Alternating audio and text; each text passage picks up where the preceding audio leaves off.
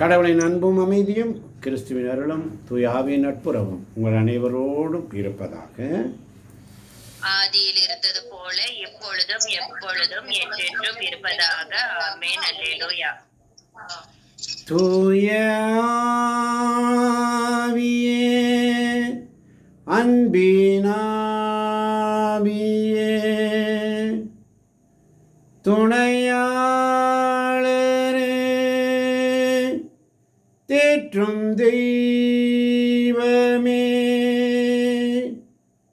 ஊற்று தண்ணீரே, உள்ளம் ஏங்குதையா, வரவேண்டும் வல்லவரே, நல்லவரே, தூய ஆவியே, அன்பினாவியே,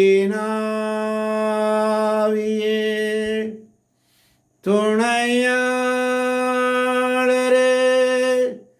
தேற்றும் தெய்வமே, ஊற்று தண்ணீரே, உள்ளம் ஏங்குதையா, வரவேண்டும் வல்லவரே, நல்லவரே.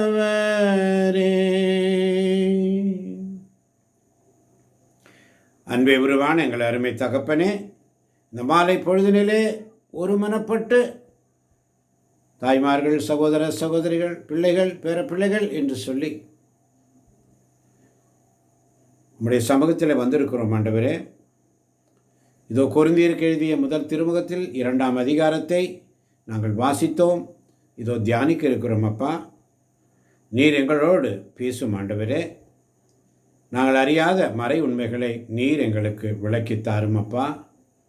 நாங்கள் பலவீனர்கள் ஆண்டவரே, வலுவற்றவர்களாக இருக்கிறோம் அப்பா. எங்களுக்கு ஒன்றும் தெரியாது ஆண்டவரே. நீர் தான் எங்களுக்கு கற்றுத்தரணும் அப்பா. கற்றுத்தாங்க. அடியேன் கேட்கிறேன். பொறுப்பெடுத்து கொள்ளுங்க, வழி நடத்துங்க, பொறுப்பேற்றுக் கொள்ளுங்க ஆண்டவரே. நீங்கள் இல்லாமல் எங்களால் ஒன்றும் செய்ய முடியாதப்பா. நீங்கள் சொல்லித்தாங்கப்பா. பெலனுள்ளவன் பெலனற்றவன், பெலனுள்ளவன் பெலன் இல்லாதவன், யாராயிருந்தாலும் உதவிகள் செய்வது லேசான காரியம். என் இயேசுவுக்கு லேசான காரியம், லேசான காரியம். உமக்கு லேசான காரியம் ஆண்டவரே. உமக்கு எல்லாம் லேசான காரியம்.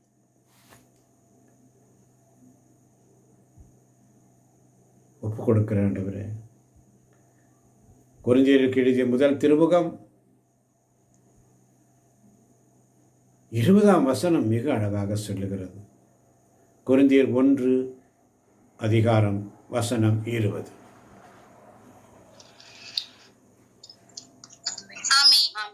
இவ்வுலகை சார்ந்த ஞானி எங்கே? அறிவாளி எங்கே? வாதிடுவோர் எங்கே? இவ்வுலக ஞானம் மடமை என கடவுள் காட்டுவிட்டார் அல்லவா? இவ்வுலகை சார்ந்த ஞானி எங்கே? அறிவாளி எங்கே? வாதிடுவோர் எங்கே? இவ்வுலக ஞானம் மடமை என கடவுள் காட்டிவிட்டார் அல்லவா? ஆமென், ஆமென், ஆமென். இவ்வுலகை சார்ந்த ஞானி எங்கே? அறிவாளி எங்கே? வாதிடுவோர் எங்கே? இந்த உலக ஞானம் மடமை என கடவுள் காட்டிவிட்டார். அல்லேலூயா.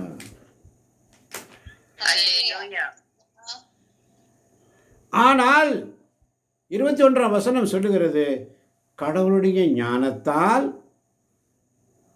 அவரை அறிந்து கொள்ள முடியும். கடவுளுடைய ஞானத்தால் அவரை அறிந்து கொள்ள முடியும். ஆனால் உலகினர் தம் ஞானத்தால் கடவுளை அறிந்து கொள்ளவில்லை. ஆமேன், ஆமேன்.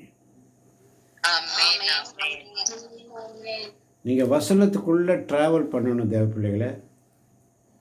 அந்த வசனத்துக்குள்ளே நீங்கள் ட்ராவல் பண்ணலைன்னா அந்த மறை உண்மைகளை உங்களால் புரிந்து கொள்ள முடியாது. எனக்கு இன்னும் வயசு இருக்குது, எனக்கு இன்னும் நாள் இருக்குது, நான் கற்றுக்குவேன், இன்னும் நிறையா வயசு இருக்குது, உங்கள் மாதிரி வயசு வரும்போது நானும் போதனை நல்லா பண்ணிடுவேன், போதிச்சிருவேன். நடக்காது. உன் இளமை பருவத்தில் உன்னை படைத்தவரை நினை. அல்லேலூயா. உன் இளமை பருவத்தில் உன்னை படைத்தவரை நினை. நீதிமொழிகள் புஸ்தகத்தில் அழகாக சொல்லப்பட்டிருக்கு. அதனால தான் தூய பவுல் அழகாக சொல்லுகிறாரு. 3ஆம் வசனம் 1 கொரிந்தியர் 2ஆம் அதிகாரம் 3ஆம் வசனம், நான் உங்கள் நடுவில் வலுவற்றவனாய் மிகுந்த அச்சத்தோடும் நடுக்கத்தோடும் இருந்தேன். நான் உங்கள் நடுவில் வலுவற்றவனாய் மிகுந்த அச்சத்தோடும் நடுக்கத்தோடும் இருந்தேன். ஆமென். பவுல் சொல்றார் பாருங்க அழகா, நான் உங்கள் நடுவில் எப்படி இருந்தேன்? வலுவற்றவனாய் மிகுந்த அச்சத்தோடும் நடுக்கத்தோடும் இருந்தேன். அடுத்து 4ஆம் வசனத்தை தொடர்ந்து வாசிப்போம். நான் பறைசாற்றிய செய்தி ஞானத்தின் கவர்ச்சியான சொற்களில் அமையவில்லை, ஆனால் அது தூய ஆவியின் வல்லமையை எடுத்து காட்டுவதாக அமைந்தது. ஆமென். நான் பறைசாற்றிய செய்தி அழகா சொல்றார் பாருங்க, ஞானத்தின் கவர்ச்சியான சொற்களில் அமையவில்லை. இறை வார்த்தையை அறிவிக்கும் பொழுது கவர்ச்சியான சொற்களை சொல்ல முடியாது. அவர் சொல்றது தெளிவா, ஞானத்தின் கவர்ச்சியான சொற்களில் அமையவில்லை, ஆனால் அது தூய ஆவியின் வல்லமையை எடுத்து காட்டுவதாக அமைந்தது. தூய ஆவியின் வல்லமையை எடுத்து காட்டுவதாக அமைய வேண்டும். உங்கள் உள்ளத்தை ஊடுருவணும், உங்கள் உள்ளத்தை குத்தணும், சமநிலைப்படுத்தணும். உள்ளத்தின் சிந்தனைகளை ஆய்ந்து அறியும், எலும்பையும் மூட்டையும் ஊடுருவும்,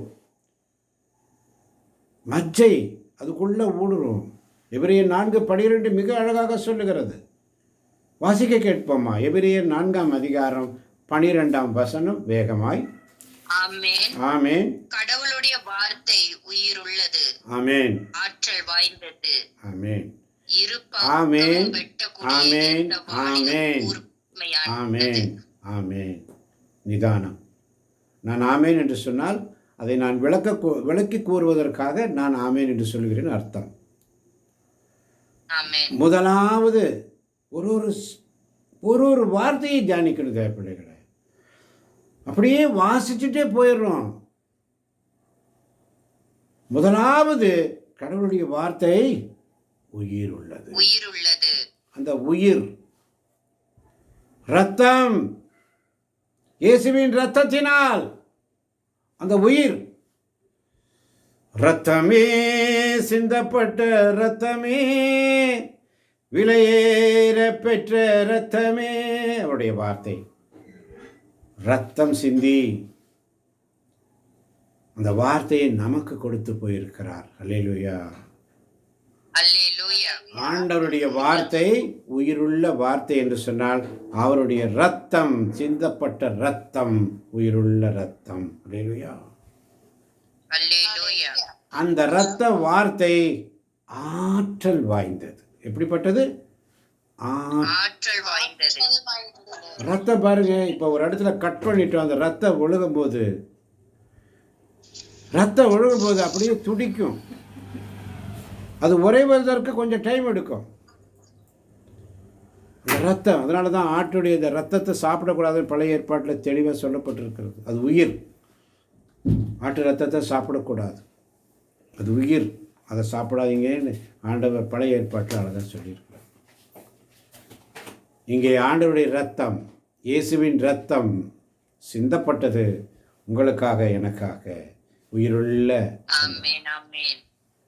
ஆற்றல் வாய்ந்த அந்த இரத்தம், அவருடைய வார்த்தை இருபக்கமும் வெட்டக்கூடிய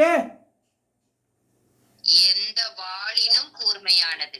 ஆமென். இருபக்கம் வெட்டக்கூடிய எந்த வாளினும், எந்த வாளினும் கூர்மையானது. சொல்றவனுக்கும் குத்தும், கேட்கிறவனுக்கும் குத்தும். ஆமென். ஆமென். சொல்றவங்களுக்கும், எனக்கும் சரி உங்களுக்கும் சரி, சொல்றவன் எனக்கும், நான் ஒரு விரல் உங்க பக்கம் நீட்டினா 3 விரல் யார் பக்கம் இருக்குது? என் பக்கம் இருக்குது. ஆமென். ஆமென். அடுத்து பாருங்க, வாசிக்கலாம். ஆன்மாவையும் ஆவியையும் பிரிக்கும் அளவுக்கு குத்தி ஊடுருவுகிறது. ஆமென். ஆன்மாவையும் ஆவியையும். ஆன்மா வேறு, ஆவி வேறு. ஆன்மாவையும் ஆவியையும் பிரிக்கும் அளவுக்கு குத்தி ஊடுருவுகிறது. அதனால தான் ஆண்டவர் தன் உயிரை விடும் பொழுது, பிதாவே என் ஆவியை உம்மிடத்தில் ஒப்படைக்கிறேன். அல்லேலூயா. அல்லேலூயா. என் ஆவியை உம்மிடத்தில் ஒப்படைக்கிறேன் என்று சொல்லி அவர் உயிர் நீத்தார். அல்லேலூயா. அல்லேலூயா. பிரிக்கும் அளவுக்கு குத்தும் ஆண்டோடைய வார்த்தை. அடுத்து, எலும்பு மூட்டையையும் மஞ்சையையும் அவ்வாறே ஊடுருவுகிறது. ஆமென். எலும்பு மூட்டு, மஜ்ஜை, நான் சொன்ன ஏற்கனவே, அந்த எலும்புக்குள்ளே இருக்கிற மஜ்ஜை அதுக்குள்ளே ஊடுருவுது. ஆமென். ஆமென். நேற்று ஒரு அருள் சகோதரி ஹார்ட் அட்டாக் என்று சொல்லி அவர்களை சந்திப்பதற்காக நான் சென்றிருந்தேன். அவர்கள் என்னுடைய முதல் தியானம் 40 நாள் தியானம் கூடுவதற்கு சாலக்குடியில் போகும்பொழுது 40 நாள் தியானம் கூட போகும்பொழுது அந்த சகோதரி, அந்த தாயார், அவர்களோடு 7 கன்னியர்கள், என் மனைவி, என்னுடைய பங்கு சாமியார் எல்லாரும் என்னை கொண்டு வந்து அங்கே தியான மையத்தில் ஹேண்ட் ஓவர் பண்ணிட்டு வந்தாங்க. பாருங்கள், ஒரு தியானம் கூட போகிற நான், ஆண்டவர் என்னை எப்படி கொண்டு போனாருன்னு பாருங்கள். 7 கன்னியர்கள். அல்லேலூயா. அல்லேலூயா. ஒரு குருவானவர். அல்லேலூயா. அல்லேலூயா. அது கூட சேர்ந்து நான், என் மனைவி, இவ்வளோ போகிறோம். என்னை கொண்டு போய் அங்கே விடுறாங்க. தியானத்தில் கொண்டு போய் விடுறாங்க. என்னை பார்த்ததுமே அந்த ஃபாதர் அப்படியே பயந்துட்டார். என்னுடைய உடம்பு அப்படி, முகம், பாவனை எல்லாம் பார்த்துட்டு இப்படி மேலே கீழே பார்த்தாரு. இந்த மனுஷனா கேட்டாங்க. 40 நாள் தியானம் கூட வந்திருக்கேன் ஃபாதர்னு என்னுடைய சாமியார் சொல்கிறாரு, ஃபாதர் மேத்யூ. அவர் மேலே கீழையும் பார்த்துட்டு சொன்னார், 1 வாரம் இவன் தியானம் கூடட்ட பின்னீடு காணாம், பின்னீடு நோக்கான்னு சொன்னார்.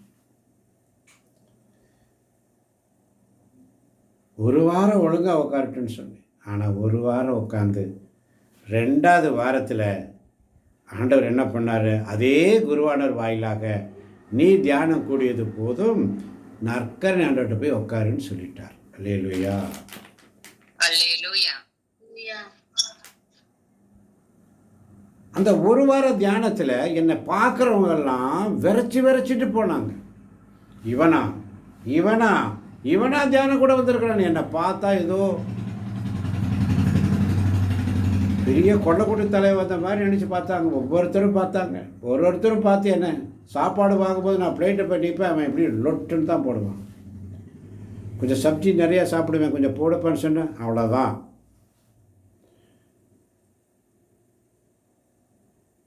செகண்ட் டைம் கொஞ்சம் சாம்பார் எக்ஸ்ட்ரா கேட்டால் அவ்வளோதான். அந்த 1 வாரம் கடும் தவமாக இருந்தது எனக்கு.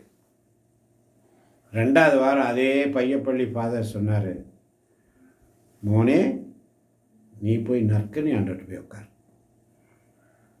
நற்கரணை ஆண்டவர்கிட்ட போய் உட்காந்தா அந்த பிரசன்னத்தில் 10 மணிக்கு ஸ்பெஷல் டீ, அவங்கெல்லாம் 1:30 மணிக்கு தான் லஞ்சுக்கு வருவாங்க. எனக்கு 1 மணிக்கே லஞ்சு. எனக்கு என்ன தேவையோ நான் போட்டு சாப்பிட்டுக்கலாம். மதியானம் 1 மணிலேருந்து 3 மணி வரைக்கும் நான் படுத்து தூங்கலாம். 4 மணிக்கு மறுபடியும் வரணும் ஆராதனைக்கு. நற்கரணை ஆராதனை 24 மணி நேரம் அங்கே இருக்கும். அதை நான் செஞ்சுக்கிட்டே இருக்கணும். அல்லேலூயா.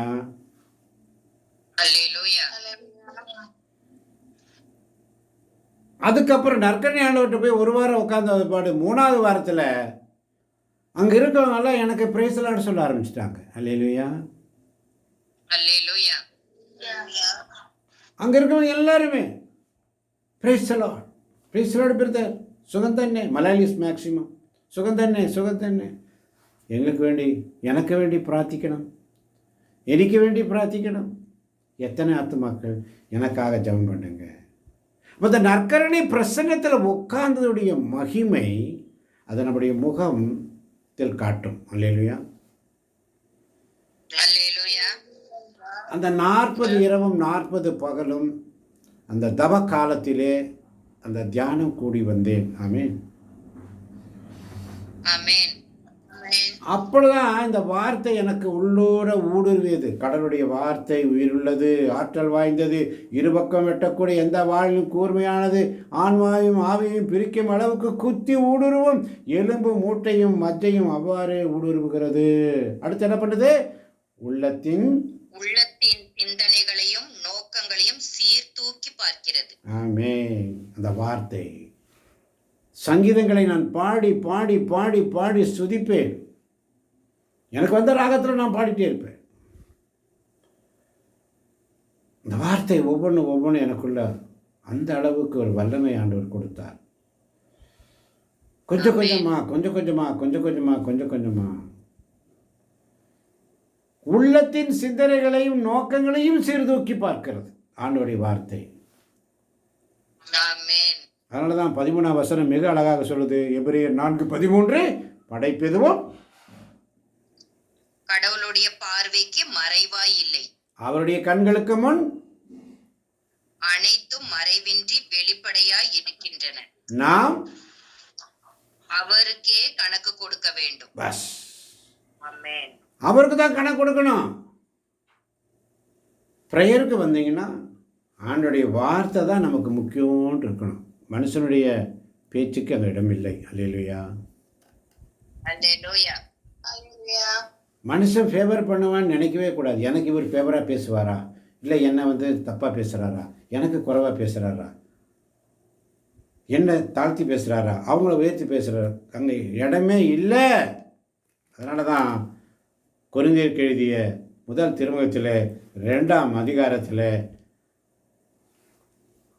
13ஆம் வசனம் மிக அழகாக சொல்லுகிறது. ஆவிக்குரியவர் வாசிக்கலாம். ஆவிக்குரியவர்களுக்கு ஆவிக்குரியவற்றை பற்றி விளக்கி கூறும்போது நாங்கள் மனித ஞானத்தால் கற்றுக்கொண்ட சொற்களை பேசுவதில்லை, மாறாக தூய ஆவியார் கற்றுத்தரும் சொற்களையே பேசுகிறோம். ஆமென். ஆவிக்குரியவர்களுக்கு ஆவிக்குரியவற்றை பற்றி விளக்கி கூறும் பொழுது ஆவிக்குரியவர்கள் தூய ஆவியின் செயல்பாட்டை தடுக்க வேண்டாம். தூய ஆவியின் வல்லமையோடு ஆவிக்குரிய பிள்ளைகளுக்கு கற்றுத்தரும் பொழுது, அவர்களுக்கு இறைவார்த்தையை சொல்லிக் கொடுக்கும் பொழுது மனித ஞானத்தால் கற்றுக்கொண்ட சொற்களை பேசுவதில்லை. ஆமென் ஆமென்.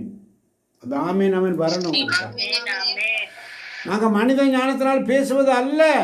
நான் இப்போ இந்த இடத்துல இப்போ பிரசங்கம் பண்ணுறேன், எல்லாம் முடிச்சுட்டு ஜஸ்ட் அப்படி வெளியில் வந்துட்டேன்னு சொன்னால் நான் ஒரு சாதாரண மனுஷன்தான். எனக்கும் பலவீனம் உண்டு, எனக்கும் உடல் வாதைகள் உண்டு, எனக்கும் நோய் உண்டு, எனக்கும் நோக்காடு உண்டு, எனக்கும் ஹார்ட் ப்ராப்ளம் உண்டு, எனக்கும் எல்லா வீக்னஸ் உண்டு. ஆனால் அவருடைய சமூகத்தில் நான் உட்காந்துட்டேன்னா தூய ஆவியானவரை கூப்பிட்டு, தூய ஆவியே, அன்பினாவியே, துணையாளரே, தேற்றும் தெய்வமே, ஊற்று தண்ணீரே கேட்கும்போது நீ காலையில் தியானித்தோம் எசேக்கியேல் 47 ஜீவ தண்ணீர். இந்த ஜீவ தண்ணீர் அவர் கொடுத்துட்டார்னா வல்லமை பெற்றவர்களாய். போயிசன் சாதாரண மனுஷன், 40 வருஷம் ராஜபோக வாழ்க்கை, 40 வருஷம் பாலைவன வாழ்க்கை, ஆடு மாடுகளை மேய்க்கிற வாழ்க்கை. 80 வயசில் மோசையை அழைக்கிறார். மோசையை அழைத்த போது அவருக்கு வயது 80. ஐயோ, நான் திக்குவாயினாயிட்டே, என்னால் பேச தெரியாது என்று அவன் தடுமாறுகிறான். ஆனால் ஆண்டவர் விடலை. முட்செடியின் நடுவே மோசேயை சந்திக்கிறார். அல்லேலூயா. முகமுகமாய் பேசுகிறார். அல்லேலூயா. மோசேயை பார்த்து இப்படி சொல்லுவார், நீ நிற்கின்ற இடம் பரிசுத்தமான இடம், உன் பாதரட்சைகளை கழற்றி விடு. ஆண்டவரே, நான் உன்னை பார்க்கணும், என்ன நீ பார்க்க முடியாது. ஆமென். அவருடைய பிரசன்னத்தை யாராலும் பார்க்க முடியாத பிள்ளைகளே. இதுதான் உண்மை, நிதர்சனமான உண்மை. மனித ஞானத்தால் கற்றுக்கொண்ட சொற்களை பேசுவதில்லை, மாறாக தூய ஆவியார் கற்றுத்தரும் சொற்களையே பேசுகிறோம்.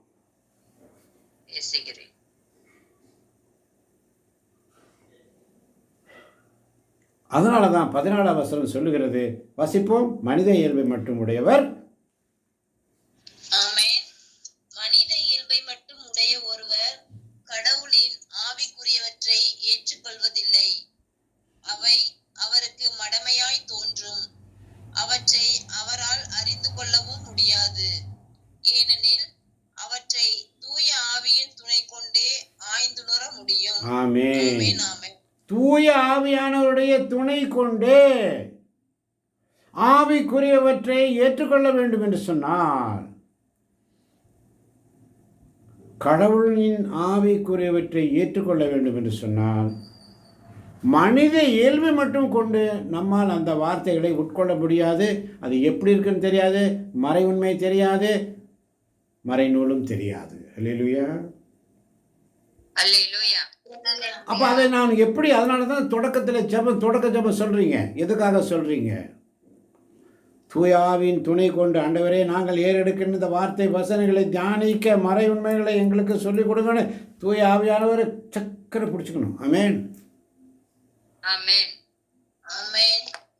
தூய ஆவியின் துணை கொண்டே பேச முடியும். அல்லேலூயா. தூய ஆவியார் கற்றுத்தரும் சொற்களையே பேச முடியும். அவர் என்ன வார்த்தை சொல்றாரு, அந்த வார்த்தை. இன்னைக்கு காலையில் ஒரு சகோதரர் என்னோட கேட்டார், பிரதர், எல்லாரும் வசனம் டக்கு டக்குன்னு எடுக்கிறாங்க. ஒரு சகோதரியும் கேட்டாங்க, அவங்க பேரை சொல்ல நான் விரும்பவில்லை. எல்லாரும் டக்கு டக்குன்னு எடுக்கிறாங்க, எங்களால் அது முடியுது இல்லையே. ஏன் எங்களுக்கு முடியுதில்லை? அதே வசனம் இப்படியாக சொல்லுகிறது. சீடர்கள் எல்லாம் போயிட்டு வராங்க. 72 சீடர்கள் எல்லாம் போயிட்டு வரும்போது ஒரு பேய் பிடித்த ஒருவனை கொண்டு வராங்க. சீடர்கள் கேட்குறாங்க, நீங்கள் சொன்னால் எல்லாம் ஓடி போயிடுது, நாங்கள் சொன்னால் இவனை பேயை ஓட்ட முடியுதில்லை. அப்போ ஆண்டவர் சொல்கிறார், அவனை இங்கே கொண்டு வாங்க. இவ்வகை பிசாசு ஜபத்தினாலும் நோன்பினாலும் அன்றி ஓட்ட முடியாது. இப்போ ஜபம், நோன்பு, உபவாசத்தினால் சொல்லுவார். அதே மாதிரி தூய ஆவியாரோட கேட்கணும். ஜபம் தபம் தேவை. ஆவியாருடைய வார்த்தை வாசிப்பதற்கு முன்பதாக ஒரு வசனம் எடுத்து வாசிக்கிறீங்கன்னா அந்த ஆமேன் ஏன் சொல்கிறீங்கன்னு சொன்னால், ஆமேன் என்று சொல்லும் பொழுது ஆவியானவரை கூப்பிடுறீங்க, ஆவியானவர்கிட்ட கேட்குறீங்க, ஆவியானவரை நான் அதை வாசிக்கணும், தப்பு இல்லாமல் வாசி, எனக்கு ஞானத்தை தாங்கப்பான்னு ஒரு செகண்ட், ஒரு ஃப்ராக்ஷன் ஆஃப் செகண்ட், அந்த ஆமேன் சொல்லுடைய அர்த்தமே அதுதான். அல்லேலூயா. நீங்கள் ஆமீன் உள்ளார்ந்த மனசோடு சொல்லி, ஆவியானவரே ஆமேன்னு சொல்லி அந்த மனசார நினைச்சு அந்த வசனத்தை வாசிச்சு பாருங்க, அப்படியே பளிச்சுன்னு தெரியும். ஆமேன். இல்லாட்டி தெரியாது. உங்கள் முன்னாடியே இருக்கும். நான் சொல்லுவேன், 1 கொரிந்தியர் 2ஆம் அதிகாரம் 6ஆம் வசனம் வாசிங்கன்னு சொல்லும்போது எங்கன்னு தேடுவோம். அதை ஆவிக்குரிய பிள்ளைகள் டக்குன்னு அங்கே போய் கண்ணு போயிடும். ஆமேன். வாசிக்கலாம். 6ஆம் வசனம். ஆமென். தூய ஆவியின் வெளிப்பாடும். எனினும் முதிர்ச்சி பெற்றவர்களோடு நாங்கள் ஞானத்தை பற்றி பேசுகிறோம். ஆனால் இது உலக ஞானம் அல்ல, உலக தலைவர்களின் ஞானமும் அல்ல. அவர்கள் ஆவிக்குரியவர்கள். ஆமென். ஆமென், ஆமென். முதிர்ச்சி பெற்றவர்களோடு நாங்கள் ஞானத்தை பற்றி பேசுகிறோம். முதிர்ச்சி எதில் முதிர்ச்சி? ஞான இறை வார்த்தையில் முதிர்ச்சி. ஆமென். எல்லாருக்கும் நிறைய 80 வயசு, 82 வயசு, 70 வயசு, 72 வயசு, எல்லா வயசாயிருச்சு. முதிர்ச்சி என்ன நிலை என்று சொன்னால் இறை வார்த்தையில் முதிர்ச்சி. ஆமென். ஆண்டவருடைய வார்த்தையில் முதிர்ச்சி பெற்றவர்களோடு அவங்கள்ட்ட ஞானத்தை பற்றி பேசுகிறோம். ஆனால் அது உலக ஞானத்தை பற்றி பேசுவது அல்ல, உலக தரவழின் ஞானமும் அல்ல.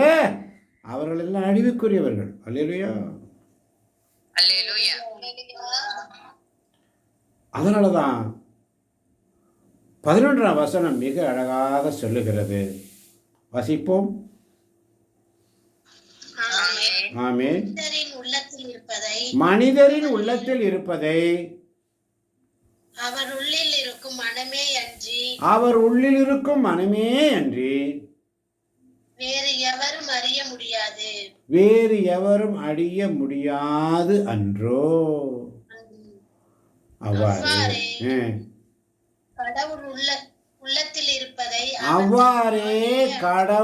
உள்ளத்தில் இருப்பதை அவர் தம் ஆவியே அன்றி வேறு எவரும் அறியார். ஆமென். கடவுள் உள்ளத்தில் இருப்பதை அவர் தம் ஆவியே என்று வேறு எவரும் அறியார். அல்லேலூயா. அதனாலதான் 1 கொரிந்தியர் 3:16 சொல்லுகிறது, நீங்கள் கடவுளுடைய கோவில் என்றும். ஆமென். நீங்கள் கடவுளுடைய கோவில் என்றும் கடவுளின் ஆவியார் உங்களில் குடியிருக்கிறார் என்றும் உங்களுக்கு தெரியாதா? ஆமென்.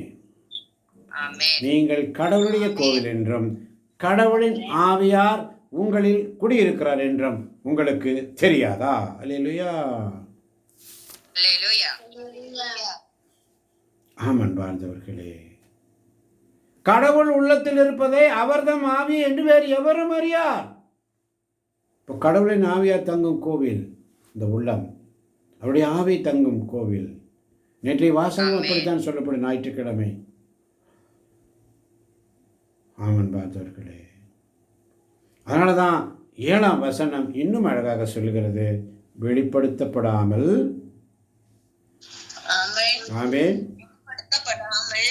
மறைபொருளாய் இருக்கும் இறை ஞானத்தை பற்றியே நாங்கள் பேசுகிறோம். அது நாம் மேன்மை பெற வேண்டும் என்னும் நோக்குடன் உலகம் தோன்றும் முன்பே கடவுளின் திட்டத்தில் இருந்தது. ஆமென். வெளிப்படுத்தப்படாமல் மறைபொருளாய் இருக்கும் இறை ஞானத்தை பற்றியே நாங்கள் பேசுகிறோம். வேறு எதை பற்றி நாங்கள் பேசுவதில்லை. உலக ஞானம் அல்ல, உலக போக்கிலான பேச்சுக்கள் அல்ல, புனை கதைகள் அல்ல. தங்களுக்கென போதர்களை திரட்டிக் கொள்வார்கள். இந்த இடத்துக்கு போனால் நல்ல பிரேயர், அந்த இடத்துக்கு போனால் நல்ல பிரேயர், இந்த இடத்துல போனால் ரொம்ப அருமையாக இருக்குது, இப்படி ஓடி திரிவார்கள். அல்லேலூயா. அப்படி ஓடி திரிகிறவங்களுக்கு ஒன்றுமே கிடைக்காது. எல்லாம் ஓடிட்டே இருப்பாங்க, ஒன்றும் கிடைக்காது. அல்லேலூயா. கடைசியில் எங்கே வருவாங்க, எங்கே தொலைச்சாங்களோ அங்கேயே வந்து சேருவாங்க. அல்லேலூயா. அதனால தான் 2 தீமோத்தேயு 4ஆம் அதிகாரம் 7ஆம் வசனத்தில் பவுல் சொல்லுவார், நான் நல்லதொரு போராட்டத்தில் ஈடுபட்டேன், என் ஓட்டத்தை முடித்து விட்டேன், விசுவாசத்தை காத்துக்கொண்டேன். ஆமன் பார்த்தவர்களே, அதனால தான் 2 தீமோத்தேயு 3ஆம் அதிகாரம் 16ஆம் வசனம் மிக அழகாக சொல்லுகிறது. வாசி கேட்போமா? மறைநூல் அனைத்தும். ஆமென். மறைநூல் அனைத்தும் கடவுளின் தூண்டுதல் பெற்றுள்ளது. அது கற்பிப்பதற்கும் கண்டிப்பதற்கும் சீராக்குவதற்கும் நேர்மையாக வாழ பயிற்றுவிப்பதற்கும் பயன் உள்ளது. ஆமென். மறைநூல் அனைத்தும், ஆண்டவருடைய வார்த்தை உயிருள்ளது, ஆற்றல் உள்ளது என்று வாசித்தோம். இப்போ மறைநூல் அனைத்தும் கடவுளின் தூண்டுதல் பெற்றுள்ளது. அல்லேலூயா. அல்லேலூயா. அது கற்பிப்பதற்கும் கண்டிப்பதற்கும். எதற்கு? கற்பிப்பதற்கும் கற்பிப்பதற்கும் கண்டிப்பதற்கும் சீராக்குவதற்கும். இதற்கு சீராக்குவதற்கு. சீராக்குவதற்கும் அடுத்து நேர்மையாக வாழ நேர்மையாக வாழ பயிற்றுவிப்பதற்கும் பயனுள்ளது உள்ளது. என்பதை மறந்து போகக்கூடாது. அல்லேலூயா. அல்லேலூயா. அதனால தான் 2 தீமோத்தேயு 4:3 சொல்லுகிறது, ஒரு காலம் வரும் அப்போது மக்கள் ஆமென். ஒரு காலம் வரும், அப்போது மக்கள் நலன் தரும் போதனையை தாங்க மாட்டார்கள், மாறாக செவித்தினவு கொண்டவர்களாய் தங்கள் தீய நாட்டங்களுக்கு ஏற்ப தங்களுக்கென போதகர்களை திரட்டிக் கொள்வார்கள். ஆமென், ஒரு ஆமென். காலம் வரும். அந்த காலம் வந்தாச்சு. மக்கள் நலம் தரும் போதனையை, கண்டிக்கும் போதனையை தாங்க மாட்டார்கள். அவங்களுக்கு பிடிக்காது. மாறாக செவித்தினவு கொண்டவர்களாய் தங்களுக்கென போதர்களை ஐயோ, அந்த பிரதர் பிரசங்கம், அந்த பிரதர் வீட்டில் அங்கே ரொம்ப அருமை, அங்கே ப்ரேயர் ரொம்ப சூப்பர், அந்த ஃபாதர் பிரசங்கம், இந்த ஃபாதர் பிரசங்கம். எல்லா பிரசங்கமும் மறைநூல் அனைத்தும் கடவுளின் தூண்டுதல் பெற்றுள்ளது. அல்லேலூயா. அல்லேலூயா. எல்லா வார்த்தையும் அது கற்பிப்பதற்கும் கண்டிப்பதற்கும் சீராக்குவதற்கும் நேர்மையாக வாழ பயிற்றுவிப்பதற்கும் தான். ஆமென். உங்கள்கிட்ட இருந்து ஏதாவது கிடைக்கும், உங்கள்கிட்ட இருந்து ஏதாவது எனக்கு பெனிஃபிட் கிடைக்கும், காணிக்கை கிடைக்கும், எனக்கு ஏதாவது வருமானம் கிடைக்கும் அல்ல. ஒரு நாளும் அல்ல. கொடையாக பெற்றீர்கள், கொடையாக கொடுங்கள். அல்லேலூயா. அல்லேலூயா. மத்தேயு நற்செய்தி 10:8 வாசிக்கிறோம், கொடையாக பெற்றீர்கள், கொடையாக கொடுங்கள். ஆண்டவர் கொடுத்தது, அவர் கொடுத்தார், அவர் தான் அதை வழி நடத்துகிறார். என் கையில் ஒன்றுமே இல்லை. அல்லேலூயா. அல்லேலூயா. அதனால தான் 9ஆம் வசனம் மிக அழகாக சொல்லுகிறது, ஆனால் ஆமென். ஆனால் மறைநூலில் எழுதியுள்ளவாறு தம்மிடம் அன்பு கொள்கிறவர்களுக்கென்று கடவுள் ஏற்பாடு செய்தவை கண்ணுக்கு புலப்படவில்லை, செவிக்கு எட்டவில்லை, மனித உள்ளமும் அதை அறியவில்லை. ஆமென், ஆமென். கடவுள் அன்பு கொள்கிறவர்களுக்கு, தம்மிடம், அவரிடம் யாரெல்லாம் அன்பு உண்மையான பாசம் வச்சிருக்கிறாங்களோ கடவுள் ஏற்பாடு செய்தவை. இந்த இறைவார்த்தை வெளிப்பாடு, இறைவார்த்தை வாசிப்பு, இறைவார்த்தை உள்ள மறை உண்மைகளை அறிந்து கொள்ள அவர் ஏற்பாடு செய்திருக்கிறார். அல்லேலூயா. ஆமென். ஆமென். எல்லாருக்கும் இந்த பாக்கியம் கிடைக்கல தேவ பிள்ளைகளே. ஒரு 10-12 பேருக்கு தான் கிடைச்சிருக்கு, 12 சீடர்களுக்கு தான் கிடைச்சது. அல்லேலூயா. அல்லேலூயா. அதே 12 சீடர்கள் தான் இங்கே இருக்கிறீங்க. ஆமென். ஆமென். சீடர்களை பார்த்து சொல்ல, உங்களுக்கு கொடுத்து வைத்திருக்கிறது, இறையாட்சியை பற்றி அறிந்து கொள்ள உங்களுக்கு கொடுத்து வைத்திருக்கிறது.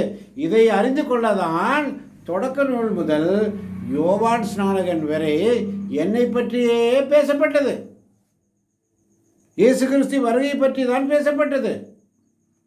அதனால தான் இயேசு சொல்வார், உங்களுக்கு இதெல்லாம் கொடுத்து வச்சிருக்கு. இன்றைக்கி உங்களை பார்த்து ஆண்டவர் சொல்கிறாரு, உங்களுக்கெல்லாம் இது கொடுத்து வைத்திருக்கிறது. ஆமென். ஆமென். ஆனால் புறம்பே உள்ளவர்களுக்கோ அதை பற்றி அவங்களுக்கு தெரியாது. ஆனால் உங்கள் ஒவ்வொருவருக்கும் இந்த வாய்ப்பை கொடுத்த தேவனுக்கு நன்றி செலுத்துவோமா? ஆமென். ஆமென். ஆமென். தம்மிடம் அன்பு கொள்கிறவர்களுக்கென்று கடவுள் ஏற்பாடு, ஸ்பெஷல் ஃபுட். இன்றைக்கி நம்ம வீட்டுக்குள்ள யாராவது கெஸ்ட்டு வராங்க, ரொம்ப ஸ்பெஷலாக வரோன்னா அவங்களுக்காக நம்ம என்ன செய்வோம், கொஞ்சம் ஸ்பெஷலாக செய்வோம். நார்மல் பருப்பு சாம்பார், ஒரு பொரியல், ஏதோ ஒரு முட்டை அப்படி இப்படி செஞ்சு சாப்பிடுவோம். ஆனால் யாராவது ஒருத்தர் வராங்கன்னு சொன்னால் அவங்களுக்காக ஆசை ஆசையாக பாசத்தோட கொஞ்சம் ஸ்பெஷலாக இது கொடுக்கலாமா, அது கொடுக்கலாமா, இதை அவர் சாப்பிட்றத பார்க்கலாமா, அவரை சாப்பிட வச்சு சந்தோஷப்படலாமா என்று நினைப்பது உண்டு. அல்லேலூயா. அல்லேலூயா. அதே மாதிரி தான் ஆண்டவரும் தம்மிடம் அன்பு கொள்கிறவர்களுக்கென்று கடவுள் ஏற்பாடு செய்தவை. அல்லேலூயா. ஆமென். அது நம்முடைய கண்ணுக்கு தெரியுதில்லை, செவிக்கும் எட்டுவதில்லை, மனித உள்ளமும் அதை அறியாமலே இருக்கிறோம். அறியவில்லை. ஏன், எதற்காக? இயேசு பாருங்க, லாசர் வீட்டில் தான் போய் உணவு அருந்து வரான், வேற எங்கேயும் போய் தங்க மாட்டார். மார்த்தா புறம்பிட்டே இருப்பாங்க, மரியா ஆண்டவர் சமூகத்தில் உட்காந்துருப்பார், லாசர் ஜாலியாக அப்படியே பேசிகிட்டு இருப்பார். எல்லாரும் வேணும், எல்லாரும் வேணும். ஆனால் இயேசு அங்கே தான் போய் உணவு அருந்துவார், அங்கே தான் தங்குவார் என்று வேதத்திலே பார்க்கிறோம். அதனால தான் சீடர்கள் பொறாமை கொண்டு, ஐயோ லாசர் மேலே எவ்வளவு பாசம் பார் இவருக்கு, கண்ணீர் விடுவார். லாசர் மேலே எவ்வளோ அக்கறை பார் இவருக்கு, பொறாமைப்படுவாங்க. ஆனால் ஆண்டவர் அந்த குடும்பத்திற்காக கண்ணீர் விட்டார். அல்லேலூயா. அல்லேலூயா. ரொம்ப நேசித்த குடும்பம் இயேசுவை, உண்மையா நேசித்த குடும்பம் அது. அதனால தான் லாசரை 4 நாள் அழிச்சது நாற்றம் அடிக்குமே என்று சொன்னாலும் 4 நாள் கழித்தாலும் லாசரே வெளியவா. ஆண்டவருக்கு அக்கறை. ஏன் அக்கறை? மரியாள் எப்பொழுதும் இயேசுவின் பாதத்திலே உட்கார்ந்திருப்பாள். லாசர் ஆண்டவருக்கு நண்பனாய் இருந்தார். நண்பன். மரியாள் எப்பொழுதும் அவர் சொல்றதை கேட்டுட்டே இருப்பாங்க. அதனால தான் நல்ல பங்கு. அதனால தான் இயேசுக்கு ரொம்ப பிடிக்கும் அந்த குடும்பத்தை. ஆமன் பார்த்தவர்களே, தம்மிடம் அன்பு கொள்கிறவர்களுக்கென்று கடவுள் ஏற்பாடு செய்தவை கண்ணுக்கு புலப்படவில்லை, செவி கேட்கவில்லை, மனித உள்ளமும் அறியவில்லை. ஆமன் பார்த்தவர்களே, ஒவ்வொரு நாள் அவருடைய சமூகத்தில் வந்து இருக்கும் பொழுது, அதனால தான் பவுல் அழகாக சொல்கிறாரு 2ஆம் அதிகாரம் 1-2 வசனங்களிலே, சகோதர சகோதரிகளே, கடவுளை பற்றிய மறைபொருளை அறிவிக்க நான் உங்களிடம் வந்தபோது மிகுந்த சொல்வன்மையுடனோ ஞானத்துடனோ வரவில்லை. ஆமென். மிகுந்த சொல்வன்மை எனக்கு இல்லை, நான் திக்குவாய். சில நேரத்தில் எனக்கே வாய் உளரும். ஆனால் ஆண்டவர் சமூகத்தில் உண்மையும் நேர்மையாக அவர் அப்படியே பிடிச்சிக்கிட்டு ஜெபிச்சுட்டே வந்தேன்னு சொன்னால் என் வாய் எங்கேயுமே ஸ்லிப் ஆகாது. அல்லேலூயா. அல்லேலூயா. ஒரு நிமிஷம் என் சிந்தனைகளை சிதறிட்டேன்னு சொன்னால் அங்கே தொப்புன்னு விழுந்துருவேன். உடனே ஆண்டவர்கிட்ட கேட்கணும், தெய்வமே நான் ஒன்றுமில்லை, எனக்கென்று ஒன்றுமில்லை, தெய்வமே நான் ஒன்றுமில்லை, எனக்கென்று ஒன்றுமில்லை, எல்லாம் நீ தந்த தானம், எல்லாம் நீர் தந்த தானம், நான் வாழ்வது உமது கருணை, நான் வாழ்வது உமது கருணை. அப்படியே ஆண்டவரை அப்படியே சுதிச்சு இந்த பாட்டை அப்படியே, நான் ஒன்றுமில்லைப்பா, எங்கேயோ ஸ்லிப் ஆகிறப்பா, என்னால் முடியலப்பான்னு சொல்ல முடியுது. அவர் வந்து அப்படியே தூக்கிடுவார். அல்லேலூயா. அல்லேலூயா. பேதுரு அப்படிதான், எல்லா இடத்துலையும் முந்திரி கொட்டையாட்டு முந்திக்குவார். அவர் வேலையே அதுதான். இயேசு தண்ணியில் நடந்து வர்றாரு கடல் மேலே, இவர் நானும் நடக்கிறேன் சொல்லி டொப்புன்னு இறங்கிடுவார் நடக்கிறதுக்காக. இயேசுவை பார்த்துட்டு இருக்கிற வரைக்கும் நடந்தார் கரெக்டாக. இயேசுவை பார்க்குறாரு, முகத்தை பார்க்குறாரு, இவர் இறங்கிட்டார், இவருக்கே தெரியல. நல்லா புரிஞ்சுக்கிறது இந்த இடத்துல ஒரு உண்மையான மறை உண்மை இருக்கிறது. இயேசுவை பார்த்துட்டார், இயேசுவை நான் நடக்கிற, இயேசுவோட வா வா நடந்து வா வா அப்படின்ட்டாரு. டக்குன்னு இப்படி தண்ணியில் இறங்கிட்டார், நடக்க ஆரம்பிச்சிட்டாரு. 2 ஸ்டெப்பு 3 ஸ்டெப்பு 4 ஸ்டெப்பு நடக்கிறாரு. நடக்கும்போது இயேசுவின் முகத்தை பார்க்காம தண்ணியை பார்த்துட்டாரு. சீடர்கள், மற்ற சீடர்கள், ஐயோ இவனெல்லாம் ஜாலியாக போட்டில் உட்காந்துக்கிறானே, நான் தப்பி தவறி தண்ணியில் இறங்கிட்டேனேன்னு ஒரு அவிசுவாசம் அவனுக்குள்ளே வந்துச்சு. உடனே அவன் என்னன்னா தண்ணிக்குள்ளே மூழ்கிட்டான். அல்லேலூயா. அல்லேலூயா. இயேசுவை பார்த்துட்டே இருக்கிற வரைக்கும் அவனுக்கு எந்த பிரச்சனையும் வரல, நடந்து தான் போனான். எப்போ உலக பார்வையை பார்த்தானோ, எப்போ சீடர்களை பார்த்தானோ, எல்லாம் அவங்க நல்லா கம்ஃபர்டபுள் உட்காந்துருக்கானே, நான் பைத்தியக்காரனோட தண்ணியில் இறங்கிட்டேனே என்று சொல்லி ஒரு அவிசுவாசம் அவனுக்குள்ள வந்துச்சோ, டப்புன்னு மூட போயிட்டான். அல்லேலூயா. அல்லேலூயா. இயேசு விட்டுருவாரா? இயேசு என்ன பண்ணாரு? உடனே வந்து கையை பிடிச்சிட்டார். இயேசுவே எனக்கு என்று யாருமே இல்லை. பேதுரு இப்படி பாடியிருப்பார். அல்லேலூயா. அல்லேலூயா. ஐயோ நான் உள்ள மூழ்க போறேனே, இயேசுவே எனக்கு என்று யாருமே இல்லை. உம்மை நம்பியே நானும் வாழ்கிறேன், உம்மை தேடியே ஓடி வருகிறேன். வாரும் இயேசுவே என்ன பாரும் இயேசுவே, கையை பிடிச்சிட்டு என்ன நடத்தும் இயேசுவேன்னு சொல்லி பேதுரு கேட்டிருப்பார். அல்லேலூயா. அல்லேலூயா.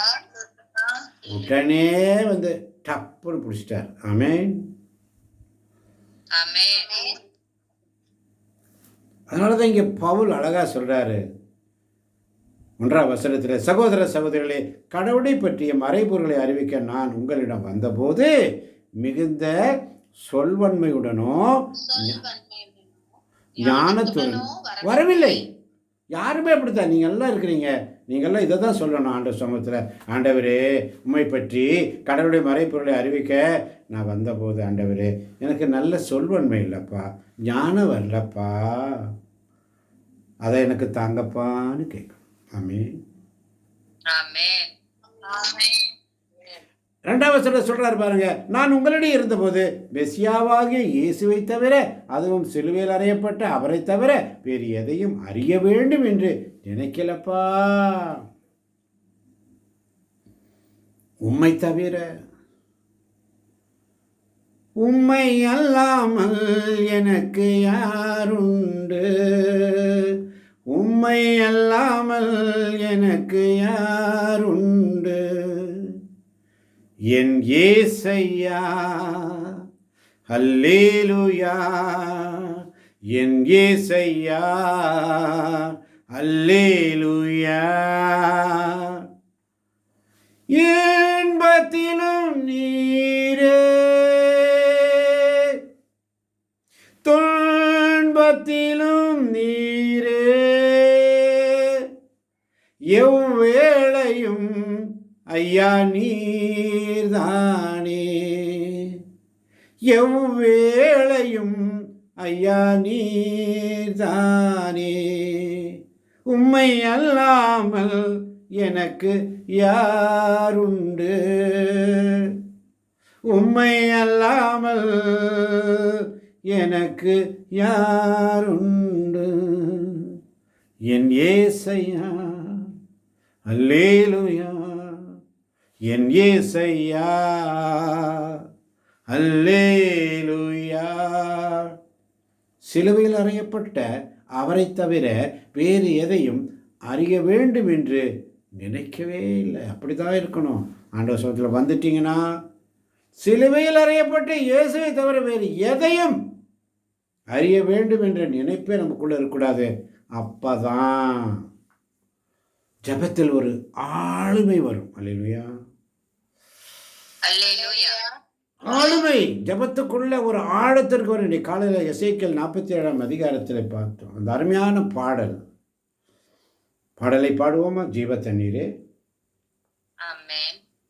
ஜீவ தண்ணீரே, ஆவியானவரே, கரங்களை தட்டி வற்றாத நதியாக வாரும் போதகரே, ஜீவ தண்ணீரே, ஆவியானவரே, வற்றாத நதியாக வாரும் போதகரே, வரமையா போதகரே, வரமையா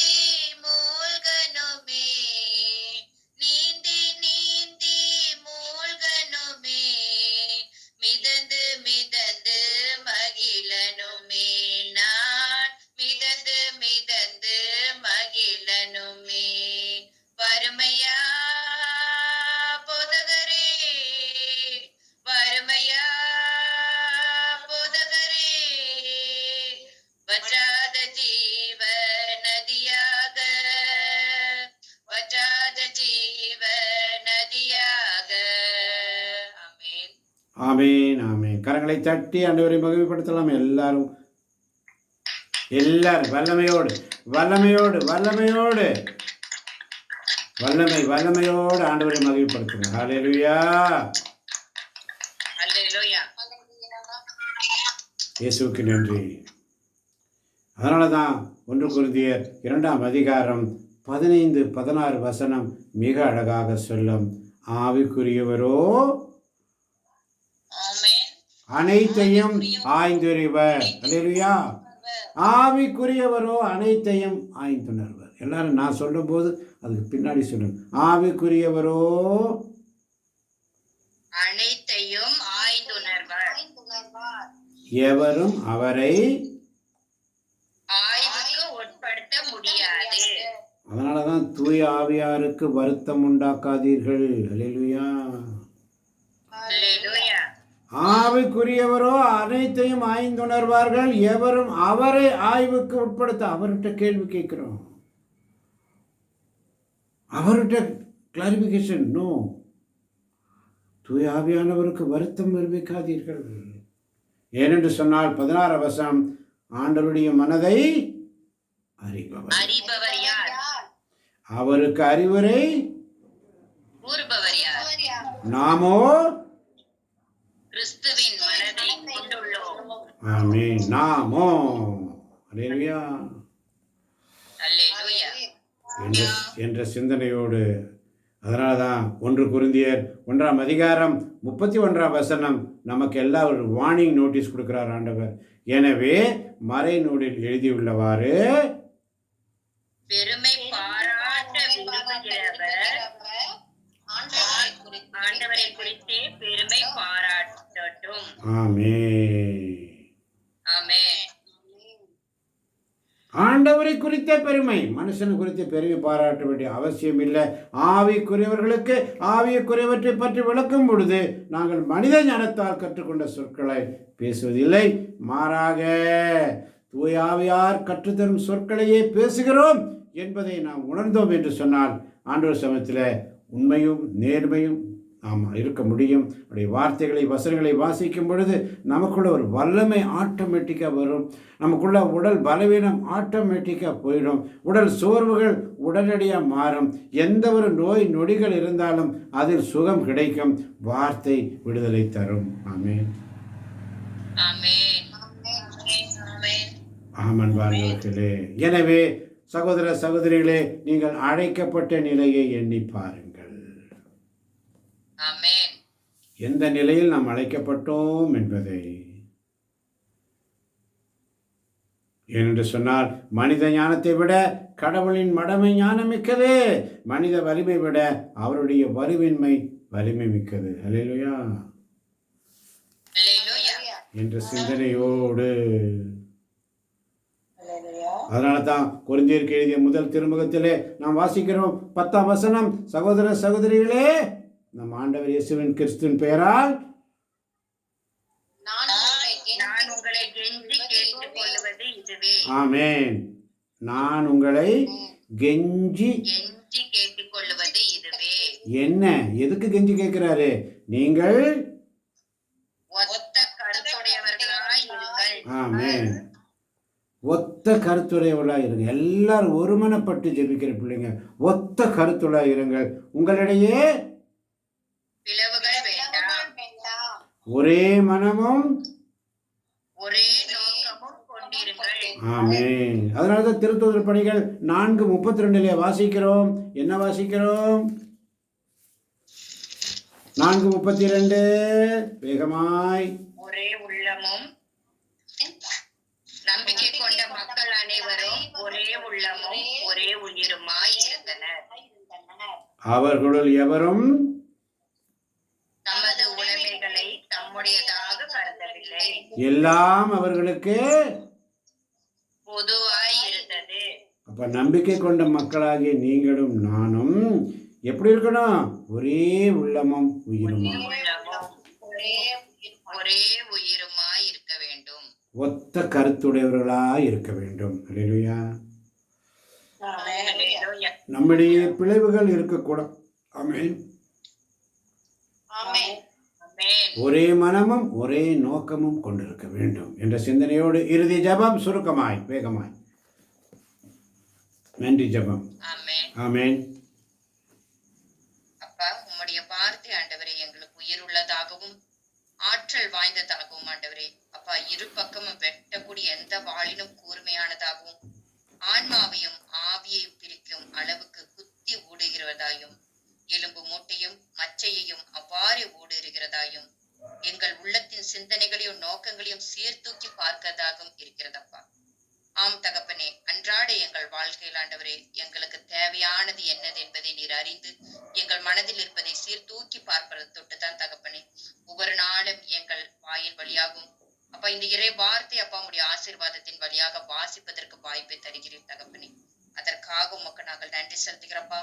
உம்மிடம் நாங்கள் அன்பு கொண்டுள்ளது ஆண்டவரே அப்பா, நீர் எங்களுக்கு ஏற்பாடு செய்தவை ஆண்டவரே. இந்த கூகுள் மீட் வழியாக உண்மை அறிவதற்கு ஆண்டவரே எங்களுக்கு நீர் ஏற்பாடு செய்து கொடுத்ததற்காக நன்றி ராஜனே. ஆமாப்பா, அது எங்களுக்கு கண்ணுக்கு புலப்படாமல் எங்கள் செவிக்கு எட்டாதபடி ஆண்டவரே மனித உள்ளத்தின்படி நாங்கள் வாழக்கூடாது தகப்பனே. ஆம் ராஜனே, ஒவ்வொரு நாளும் அப்பா நாங்கள் ஒத்த கருத்துடையவர்களாக உம்முடைய சமூகத்துல நாங்க உட்கார வேண்டும் ராஜனே. எங்களுக்குள்ள ஆண்டவரே பிளவுகள் ஆண்டவரே வரவும் வேண்டாம்ப்பா.